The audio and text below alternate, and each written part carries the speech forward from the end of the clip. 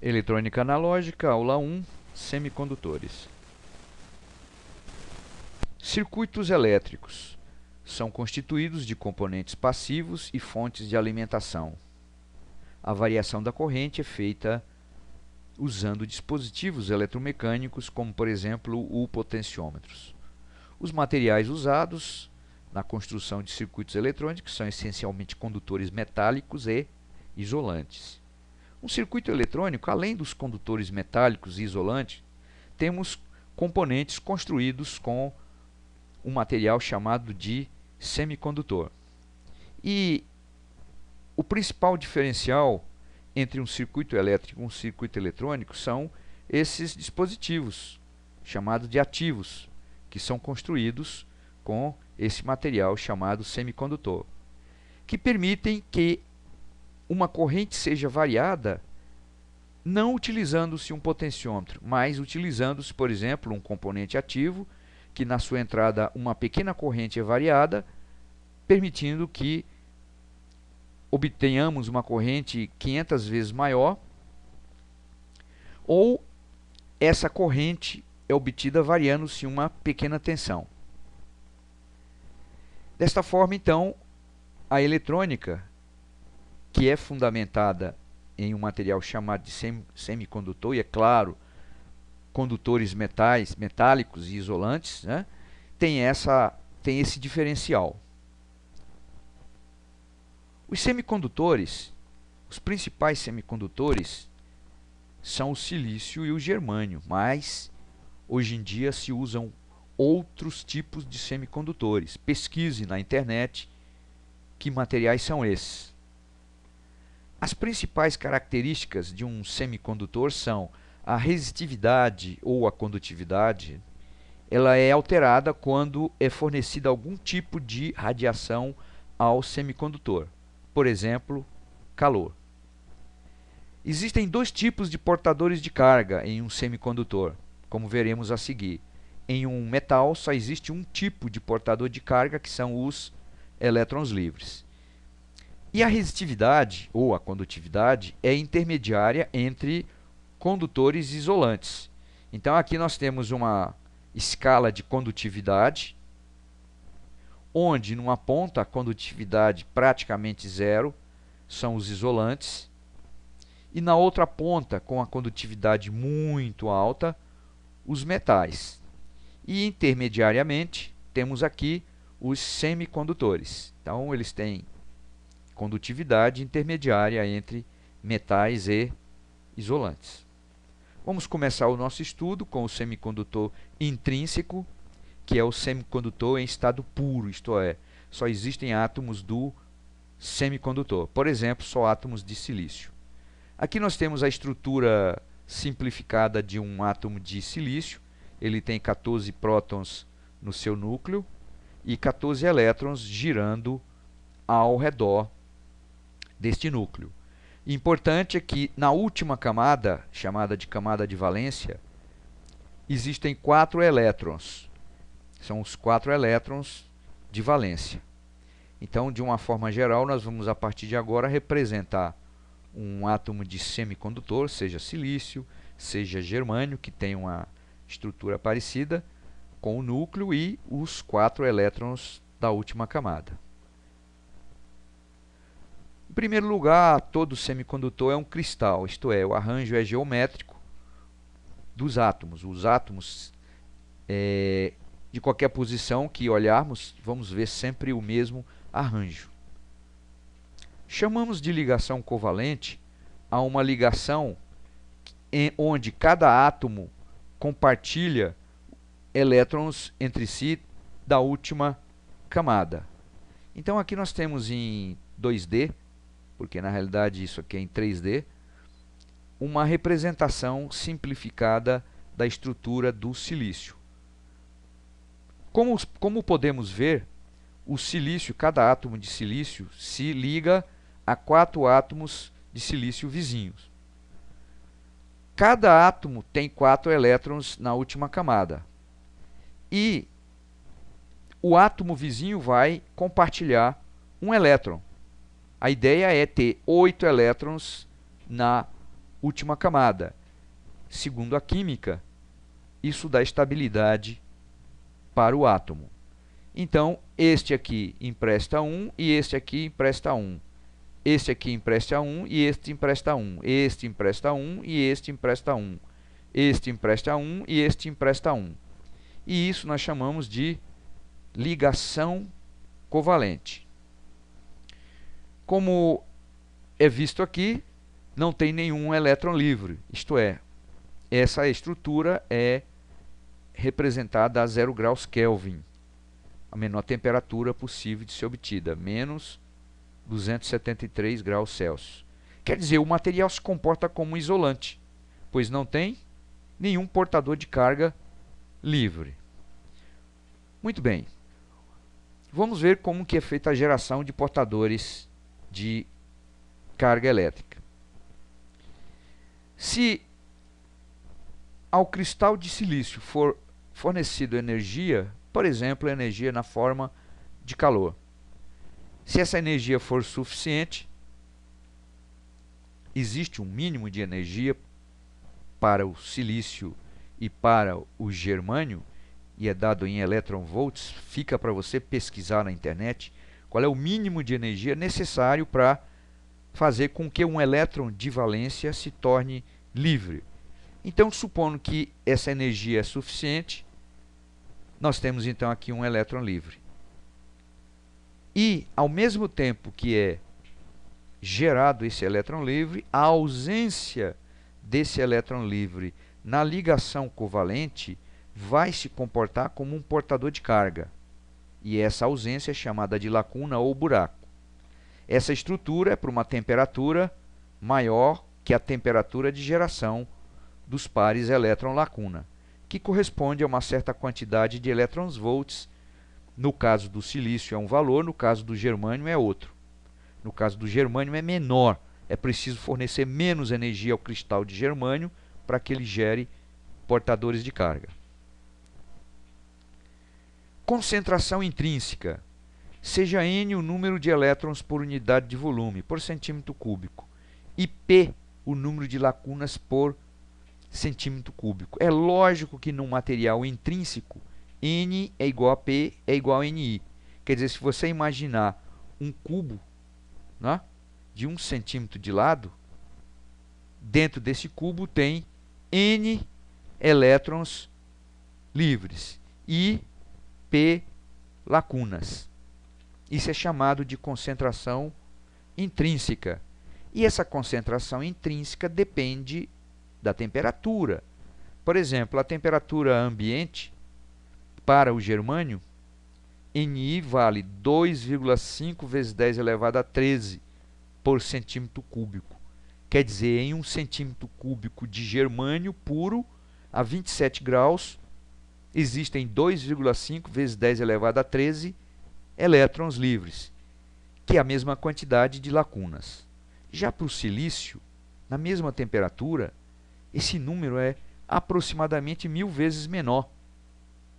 É 1,5 vezes 10 elevado a 10 por centímetro cúbico. Então veja você que os dois materiais têm comportamento diferente em relação à temperatura. O germânio é mais sensível à temperatura. Isso tem consequências.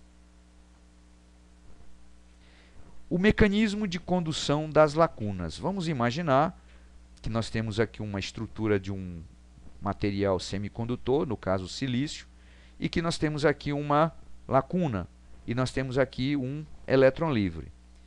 E nós aplicamos uma tensão a esse cristal. O lado positivo da bateria é esse, e esse é o polo negativo. O que vai acontecer com esse elétron livre?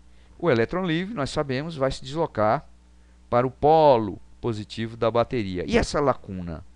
Bom, o que acontece é que um elétron de valência, ele vai ter energia suficiente agora para se deslocar para essa posição.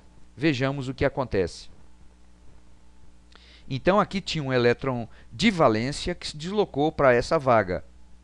Dá no mesmo, a vaga, o buraco, a lacuna se deslocou para a direita. O elétron livre está se deslocando para a esquerda. E assim sucessivamente. Então, um elétron de valência que estava nesta posição se deslocou para essa posição. O que dá no mesmo, a lacuna se deslocou para o lado direito. Então, veja bem, o mecanismo de deslocamento da lacuna, que produz uma corrente elétrica, não tem elétron livre envolvido, só tem elétrons de valência.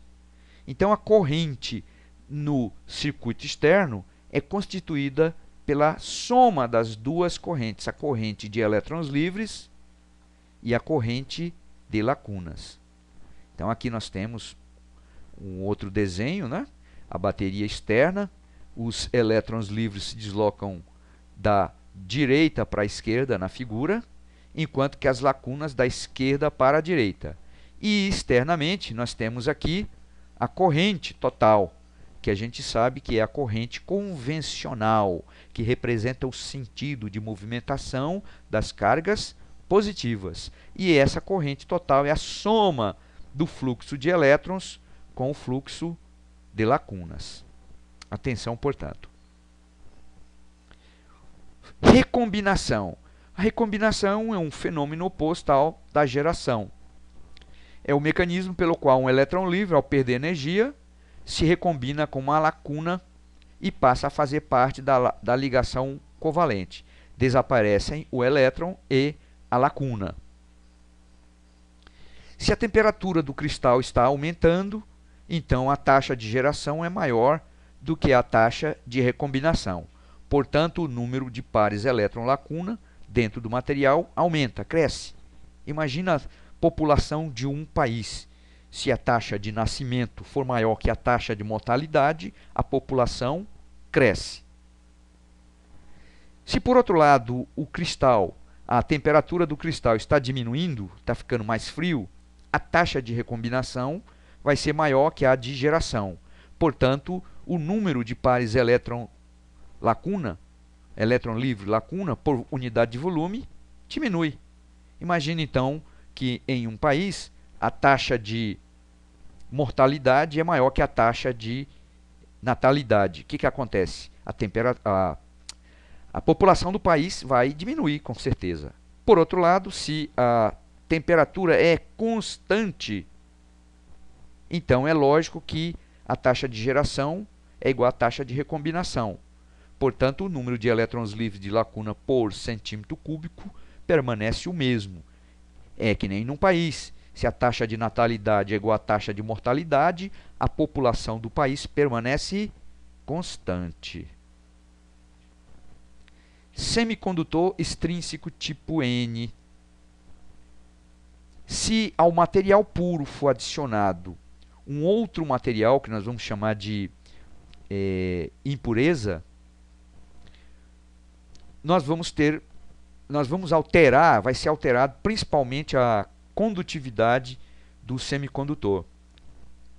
Por exemplo, se a impureza adicionada, isso é feito de forma controlada, em um laboratório, etc.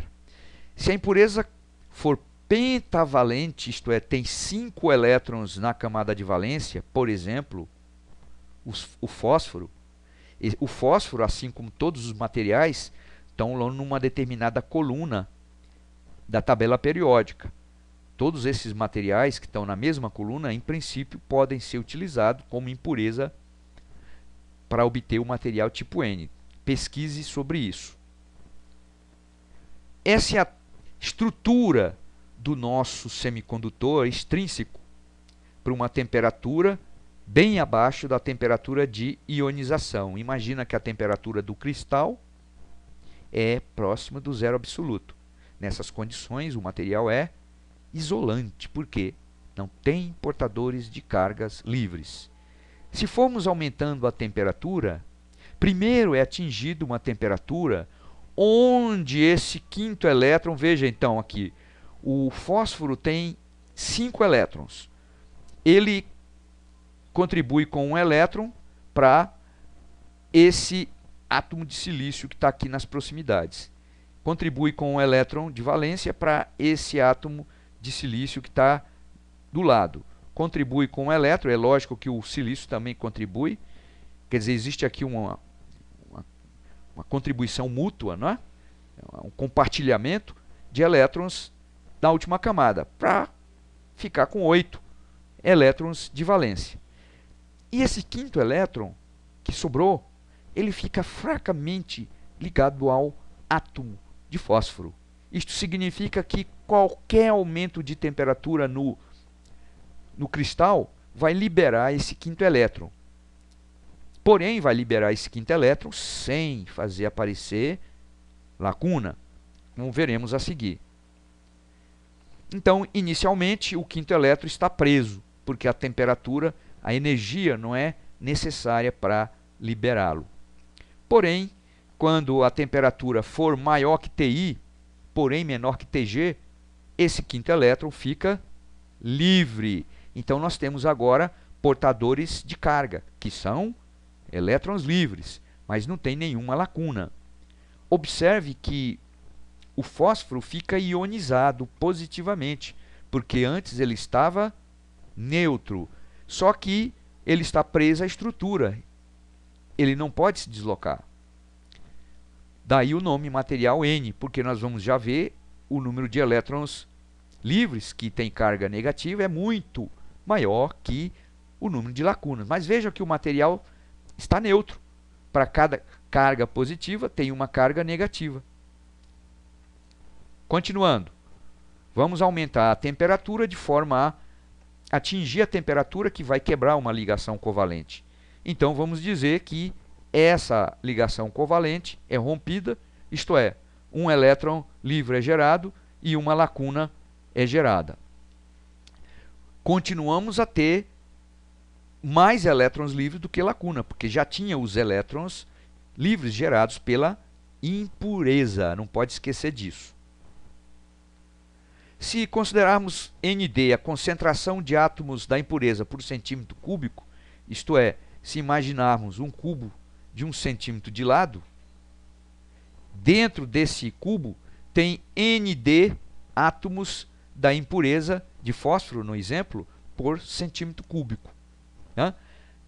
Como veremos, o Nd é praticamente igual ao número de elétrons livres, e isso é muito, muito, muito maior que o número de lacunas por centímetro cúbico. Então aqui tem uma expressãozinha, tá? Então o número de elétrons livres é aproximadamente igual ao número de átomos da impureza por centímetro cúbico, tá? Como está aqui escrito. O número de elétrons livres é aproximadamente igual ao número de átomos da impureza. A concentração de lacunas é dada aproximadamente dessa forma. É a concentração intrínseca ao quadrado dividido por Nd. Conclusões para o material N. No material N, o número de elétrons livres é muito maior que o número de lacunas. Daí o nome semicondutor tipo N. Mas não esqueça, o material ele é neutro. O número de cargas negativas é igual ao número de cargas positivas. Dizemos que os elétrons livres são portadores majoritários, enquanto que as lacunas são portadoras minoritárias. Estão em minoria. Não pode esquecer disso mais. Vamos então ao semicondutor extrínseco tipo P. Novamente, o material puro é dopado com um tipo de material chamado impureza. E essa impureza, no caso, ela tem que ter 3 elétrons na camada de valência. Então, exemplo, o boro, que está numa coluna da tabela periódica, que tem outros elementos que, em princípio, podem ser usados como impureza para gerar o material tipo P. Então vamos imaginar que nós temos o cristal está numa temperatura muito baixa, menor que a temperatura de ionização. Isto é, não temos nenhum portador de carga, portanto o material se comporta como isolante. Então temos aqui um átomo de boro que tem 3 elétrons na camada de valência, na última camada. Esse átomo de silício empresta um elétron livre, um elétron de valência, digo, né? Um elétron de valência para esse átomo de boro que empresta 1. Então aqui tem uma ligação covalente. Novamente, temos aqui do lado um átomo de silício que empresta um elétron de valência e o átomo de boro também empresta um átomo de valência. Novamente, temos aqui uma ligação covalente. E a mesma coisa este átomo de silício vizinho. Porém, observe que este átomo ele não recebe o elétron porque não tem. O boro só tem 3 elétrons de valência. Atenção, o material está neutro, o número de elétrons é igual ao número de prótons. Muito bem, vamos aumentar a temperatura e ver o que vai acontecer. Então, para uma temperatura menor que a temperatura de geração dos pares elétron-lacuna, porém maior que a temperatura de ionização. O que vai acontecer é o seguinte. Um elétron de valência, por exemplo, esse que estava aqui, ou pode ser esse, ou pode ser esse, recebe energia suficiente para ocupar esta vaga. E, ao fazer isso, a ausência desse elétron de valência vai se comportar como uma carga elétrica positiva, que é a lacuna, que a gente chamou de lacuna ou buraco. E aí você observem que o átomo de boro, que estava neutro, como agora recebe um elétron a mais, ele vai ficar ionizado como? Negativamente. Então, se aplicarmos agora um campo elétrico, nós vamos ter uma corrente elétrica, só que devido a lacunas, não vamos ter um só elétron livre na jogada. Quer dizer, se aplicarmos um campo elétrico, um elétron de valência, esse, por exemplo, que está aqui, vai se deslocar para essa posição, o que dá no mesmo, a lacuna se desloca para essa posição. Isto é, nós temos um deslocamento de carga positiva, que é nesse sentido. Na realidade, dentro do material, a nível atômico, o que temos são elétrons de valência se deslocando de camada para camada. Então, atenção, portanto. Se continuarmos aumentando a temperatura do cristal, quando atingirmos uma temperatura chamada temperatura de geração dos pares elétron-lacuna, uma ligação covalente será rompida, será quebrada, gerando um elétron livre e mais lacuna. Então vejam vocês que agora nós temos no material muitas lacunas. Aqui não está em escala, nesse desenho não existe escala, não é duas lacunas para um elétron livre.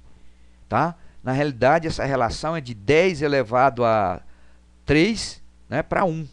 1000 para 1, 5000 para 1. Atenção, portanto, isso aqui é um desenho ilustrativo. Tá? Então, o material agora tem lacunas, só que são em maioria, e elétrons livres, que são em minoria. Se a gente chamar de Na a concentração de átomos de boro por centímetro cúbico, no equilíbrio térmico, a concentração de lacunas vai ser aproximadamente igual a essa concentração de átomos da impureza por centímetro cúbico. Veja bem, tudo isso é controlado em laboratório. Não estamos mostrando aqui como que isso é feito passo a passo. Pesquise em livros, pesquise na internet, em sites que você confia, para saber como que é construído, como que é obtido o semicondutor puro, como que é obtido o semicondutor extrínseco e etc. A concentração de elétrons livres é dada aproximadamente desta forma. É a concentração intrínseca dividida pelo número de átomos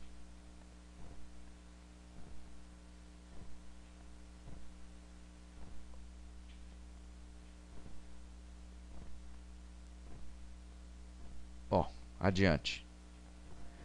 Se nós aplicarmos então uma tensão no cristal, né, nós vamos ter um fluxo de lacunas, tá? Então um material tipo P, um fluxo de lacunas do lado positivo da bateria em direção ao lado negativo, ao polo negativo, e de elétrons livres do contrário. É lógico que a corrente ela é praticamente devida a lacunas, né? Quer dizer, a corrente externa é a soma dos dois fluxos, né? De lacunas mais de elétrons livres, sendo que esta parcela é no mínimo 1000 vezes menor do que essa. As conclusões são semelhantes a conclusões já vistas para o material N. No material P, o número de elétrons é muito menor que o número de lacunas, né? Daí o nome do material tipo P.